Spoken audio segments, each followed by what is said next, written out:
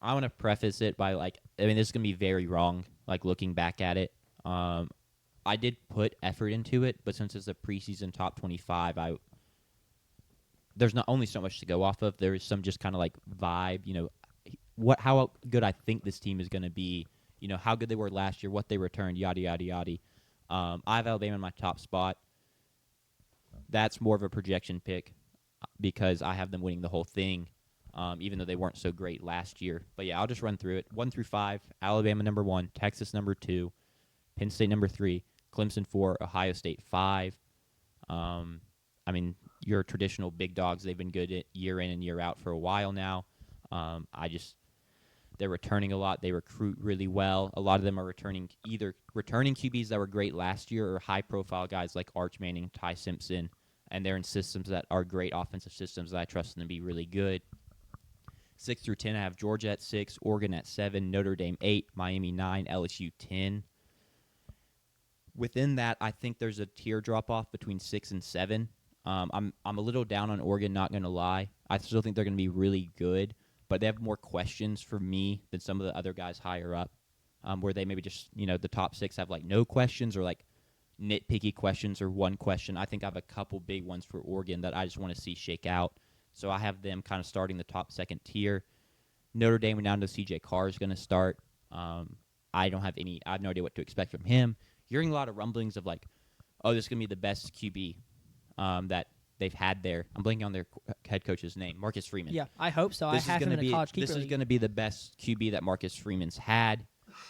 I want to see that to believe it. I think that's a little disrespectful to Riley Leonard, personally, because I think he was really good last year. Yes. So either you're disrespecting Riley Leonard or this guy actually is going to be really, really good. Miami, I think their offense is going to be great again, and they're cautiously optimistic out of camp, which everyone is in camp, but they expect their secondary to be much improved. And then combined with the schedule they play, I think they're going to find themselves top 10 throughout the year. Then LSU is kind of your classic not in the top 3 elite pick of the next best team in the SEC. Garrett Nussmeier's back, and I think that's huge. So that rounds out my top 10. I have Arizona State at 11, Michigan at 12, Florida 13, Kansas State 14, and then my Texas A&M Aggies at 15. Arizona State, I think, is getting a little slept on, in my opinion. It depends on who you ask, but they return a lot outside Scadaboo, and I'm really high on Sam Levitt. I think they're kind of everything you said about why you have them winning it, I agree with. No, I don't have them winning it, but I think expecting a drop-off, I don't see it personally, because also I really think Kenny Dillingham's a great coach, and that what he's building there is going to be sustainable and good for the long term. So I'm big on that personally. Michigan is maybe a little high, but I just love Bryce Underwood, so I was just kind of giving him a shout. Talking about the Tier 2 teams who you think you could see in Atlanta at the SEC Championship, if I had to pick one, I'd pick Florida. I think the talent on their roster around their quarterback is really great, and then you have DJ Lagway to cap it off. Biggest concern for them, I don't think they have the deepest team, so if they start getting hit by injuries, Absolutely. it could go downhill fast. And is Lagway or bust there as well. Sure. No really backup QB. Kansas State just here year in, year out. I don't have them, but I could see this being the year where they finally break through and they find themselves in the playoff. They find themselves winning the conference. Year 3 now in the system for Avery Johnson. I need to see another step from him. We'll see about that. I think A&M's going to have a great defense and great run game, and that gives them a pretty high floor, in my opinion. 16 through 20, I have Illinois, Ole Miss, Oklahoma, Georgia Tech, Iowa State. Illinois returns a ton. I don't think they have the highest ceiling, but I expect them to be a really good football program again. Contrary to Ole Miss, who lost a ton, but I think what they do in the portal, and I'm really high on Austin Simmons, so I expect them to have another solid year, if not quite as good as last year. I think they'll be good again. Oklahoma's an impossible team to predict for me because it's just so much new, and they were so bad offensively last year that I know they'll be better, but I don't know if I can buy into them being great offensively because that's just such a big swing. Regardless, they're going to be much better, and their defense is still going to be good, so I have them top 20. Georgia Tech, shout-out Aggie legend, Haynes King. He's going to lead the charge there. I think they'll have a very good year.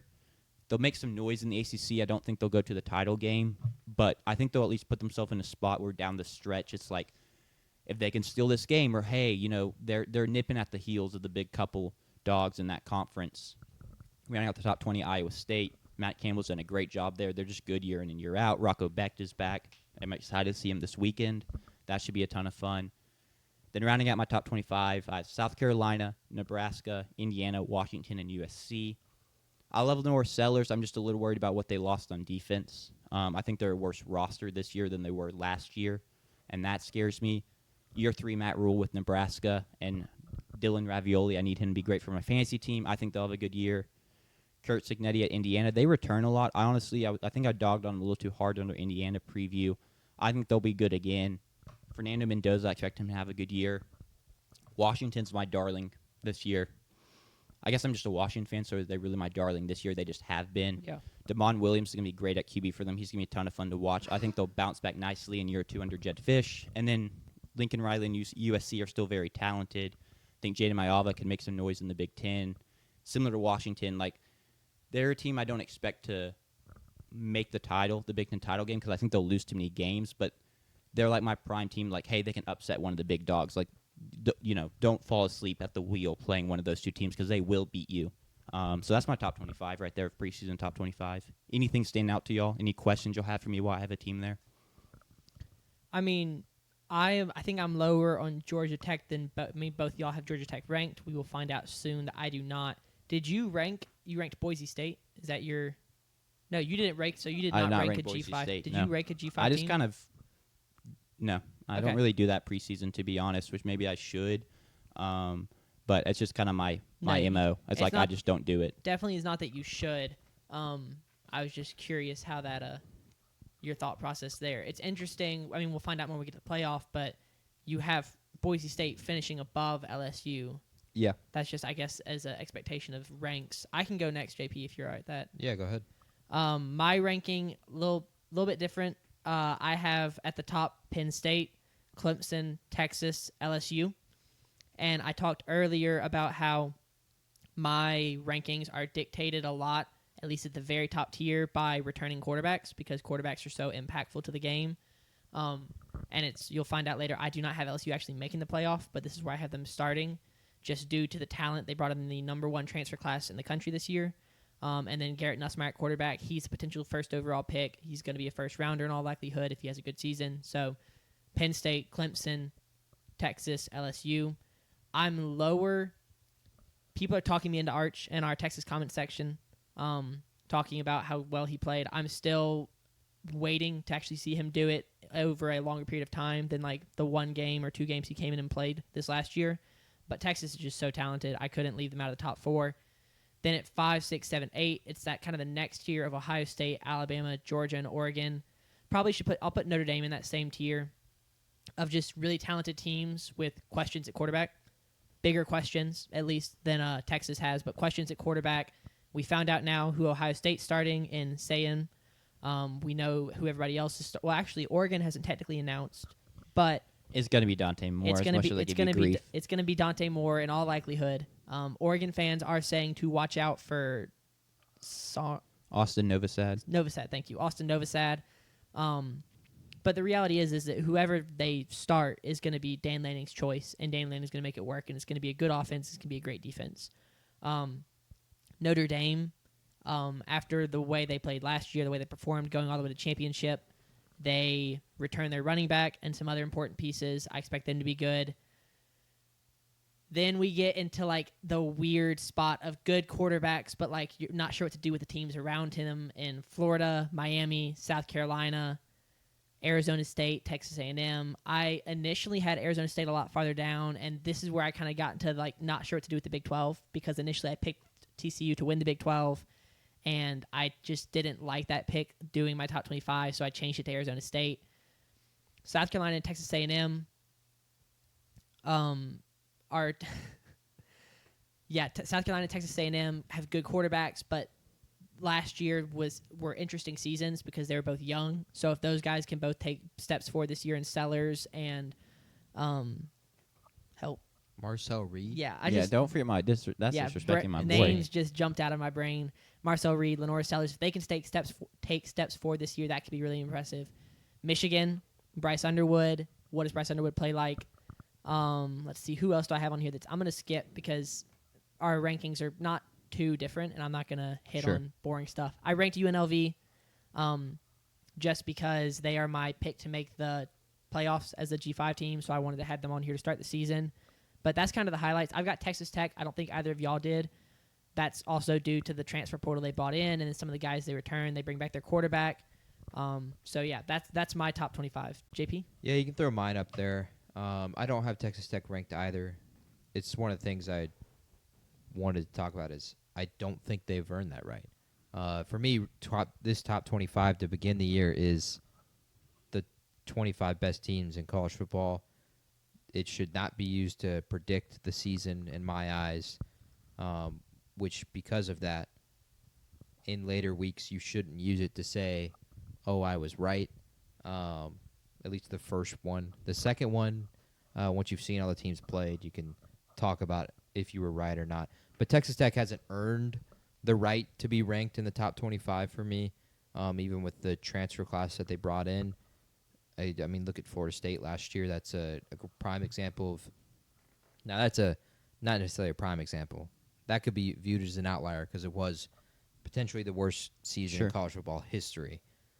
But Texas Tech, for me, I don't think they've earned the right to be in the top 25 because all of their earned isn't on the team. It's a bunch of transfers that came in that are unproven in that Red Raider uniform. Can I push back? I mean, they do return some guys, and they return from a team that won 8 games last year. So it's not even like it's a transfer, like a complete flip around from a team like Arizona State that went 3-9 the year before and then won the conference championship the next year.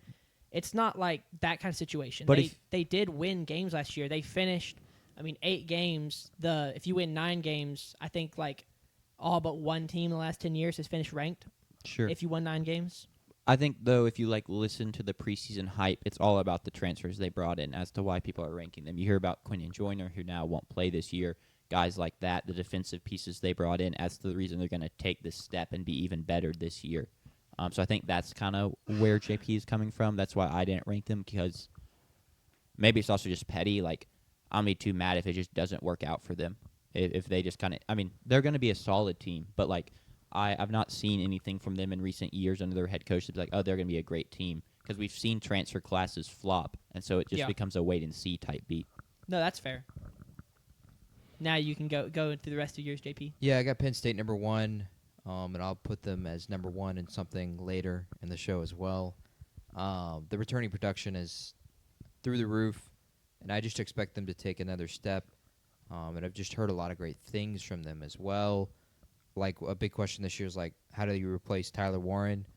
They feel that, they have 3 guys that can play to the level as a group that Tyler Warren did last year, and they think the additions at receiver can help that a ton. I got Texas at number 2 as well with Jack. They have just so many great players, so many draft picks for this year's draft, and I really like their team. I really like Steve Sarkisian. I really like their makeup. I like the way that they play football right now. I think the only downside for them right now is just they don't necessarily win the big game right now. They've been in the playoff 2 years ago, kind of bullied by Washington. Last year, bullied by Georgia twice, and then bullied by Ohio State. Sure. They nearly lost to Arizona State. That is something they yet need to prove this year, that they are among these elite programs, because Ohio State, Georgia, Alabama, you can throw in that conversation. They don't get pushed around. They don't get just dominated very, very often. And when they do, it's something kind of catastrophic happened, or it was just a weird year. I think for Georgia last year, they were dominated at Old Piss. But, I think about that game, and it played out weird, road environment. But then they were able to answer later on in the season, playing Texas twice, and in the SEC championship, losing your starting quarterback to end the half. They go ahead and do the Alabama thing in Atlanta themselves this time. So I think the big thing for Texas is I just want to see them prove that this year. But they have earned the right to be number 2. And I won't really highlight anything else in this grouping. I've ranked Georgia Tech, and they deserve to be in the top 25. I don't necessarily understand not having them in the top 25, Sanders. I've reluctantly ranked the school up north. If they were to play bad in week 1, which they probably won't, I will unrank them. I'm notorious for not ranking them whenever I can, whenever it's kind of reasonable. I respect it. Yeah, I mean, I think I would say that I'm the same way, but right now it is not, unfortunately, unreasonable to unrank them. Yes. USC, I have in at 22. It makes no sense that the AP didn't rank them. They've earned that right given the makeup of their roster. And then, as you'll see as we go throughout the season, I like to use the last 2 or 3 teams as just fun picks. But also, like, I could make arguments for these teams. James Madison, I could actually make an argument for. Well, you're setting up for a ranked matchup. and in Harrisonburg. That's going to be an electric game if we get there. There's also a ranked matchup between GATA going to USC. I would also like to make a petition. No one will ever see it because no one will use this spreadsheet anymore. But I would like the abbreviation to be changed to GATA from here on forward. But I have Georgia Southern in there at 25. I like to just kind of throw guys a bone. Sure. There was a huge debacle last year with ranking Georgia Southern. Sanders, do you have any disagreements with ranking Georgia Southern right now? What did they finish last year? Do you know? Do you remember their record? 8-4 or 9-3, one of the two. Oh, so it was okay. So it was a good. Yeah, no, I have no problem with it. I respect it.